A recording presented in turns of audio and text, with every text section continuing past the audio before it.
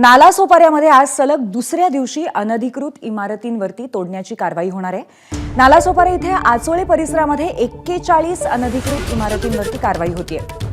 अनधिकृत 8 इमारती वसई विरार पालिकेने काल भुईसपाट केल्या आणि आज सलग दुसऱ्या दिवशी 3 इमारतींवरती कारवाई होतीये।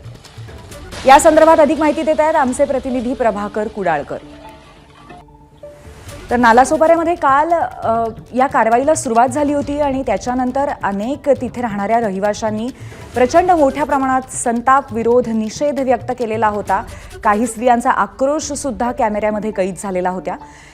गेले काही वर्ष सातत्याने आपण पाणीपट्टी भरतोय, विजेची बिलं भरतोय आणि या इमारतींमध्ये वास्तव्य करतोय। त्यामुळे जरी ह्या इमारती आता अनधिकृत असल्या तरी सुद्धा अचानक अशा पद्धतीने कारवाई का होती असा त्यांचा प्रश्न होता। या संदर्भात आढावा घेतलाय आपल्या प्रतिनिधींनी। नालासोपारा पूर्वेकडे आज पुन्हा एकदा तोडक कारवाई होणार आहे। काल जे सहाय्यक आयुक्त आहे मोहन संके यांनी एबीपी माझाला माहिती देताना सांगितलं की सकाळी 9 वाजल्यापासून आम्ही तोडक कारवाई सुरू करणार आहोत आणि 3 इमारती आम्ही जवळपास तोडणार असल्याचं मोहन संके यांनी सांगितलं होतं। काल जे तोडक कारवाई सुरू झाली होती त्यामध्ये तुलसी अपार्टमेंट ही 2 मजली इमारत पालिकेने भुईसपाट केली होती। काल मोठ्या प्रमाणात गोंधळ आपल्याला नागरिकांचा आक्रोश पाहायला मिळाला होता। आजही तसाच आक्रोश जो आहे हा रहिवाशांचा इथे दिसून येत आहे। तर पोलिसांनी काल मोठ्या प्रमाणात फौजफाटा बंदोबस्त ठेवला होता। 500हून अधिक पोलीस कर्मचारी अधिकारी या ठिकाणी होते। तर पालिकेचे 300हून अधिक जे कर्मचारी आहेत अधिकारी आहेत ते या ठिकाणी होते। 28 नोव्हेंबर 2024 ला पालिकेने या ठिकाणी कारवाई सुरू केली होती। त्यावेळेला 7 इमारती तोडण्यात आल्या होत्या।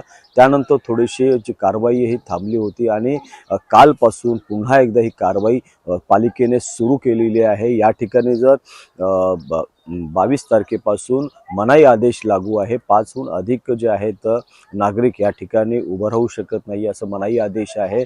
आज जी परिस्थिती आहे ही कशी होते कारण की ज्या 12 ते 15 वर्षापर्यंत 12 ते 15 वर्ष या इथे जे रहिवासी आहेत ते राहिलेले आहेत, वास्तव करत आहेत। पालिकेने घरपट्टी वगैरे लावून दिलेली आहे। त्यामुळे येथील रहिवाशांचा असा आरोप आहे की पालिका झोपली होती का, त्यावेळेला कशा इमारती या अनधिकृत बनवून दिल्या गेल्या आणि यावर बिल्डरांवर काय कारवाई होते कारण की मोल मजुरी करून इथे जे आहे ते गरीब जे आहे ते वास्तव करत होते।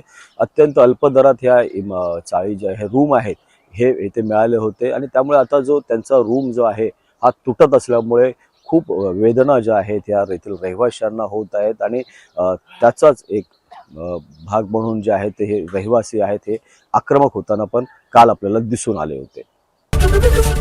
एबीपी माझा, उघडा डोळे बघा नीट।